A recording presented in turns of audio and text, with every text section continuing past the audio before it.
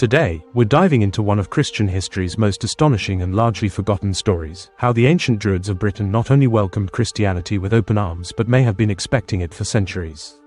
This isn't the tale of conquest and conversion that history books typically tell.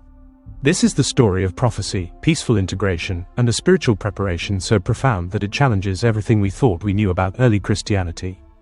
Our story begins in the realm of ancient astronomy and prophecy. While the wise men of Persia were following their famous star to Bethlehem, something remarkable was happening thousands of miles away in the sacred groves of Britain. The Druids, those mysterious Celtic priests who commanded respect across the ancient world for their wisdom, were watching the same celestial phenomenon. But here's where the story gets truly fascinating. These weren't just casual stargazers. The Druids possessed sophisticated astronomical knowledge that rivaled any civilization of their time. When they spotted what they called the Star of Prophecy, they recognized it immediately as the herald of the dayspring, the long-awaited moment when the star would rise from Jacob, just as ancient Hebrew prophecies had foretold.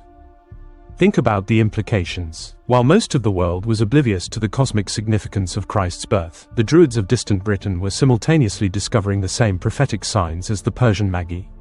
They weren't learning about the Messiah from traveling missionaries. They had been expecting this moment for generations.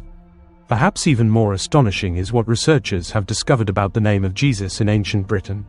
Historical records reveal that the British people were familiar with the name of Christ before his crucifixion, a fact that becomes remarkable when you consider that many Judeans in Palestine itself were unfamiliar with the Messiah's name.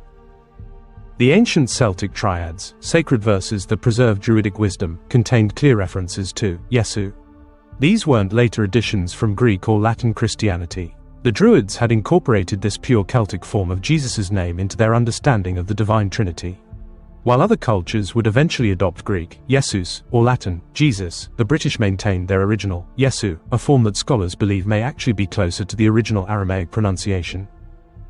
But how could ancient Celtic priests in far-off Britain know the Messiah's name before many people in Jerusalem did? The answer lies in a connection between Celtic and Hebrew spiritual traditions that runs far deeper than most historians have dared to imagine. The similarities between Druidic and ancient Israelite religions are so striking that they've captivated researchers for centuries. Both traditions shared core beliefs about monotheism, the immortality of the soul, and sophisticated systems of religious law.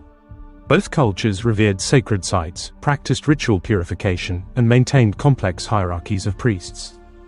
But here's what makes the British experience unique. When the first Christian missionaries arrived, they didn't encounter the hostility and persecution that characterized early Christian expansion elsewhere.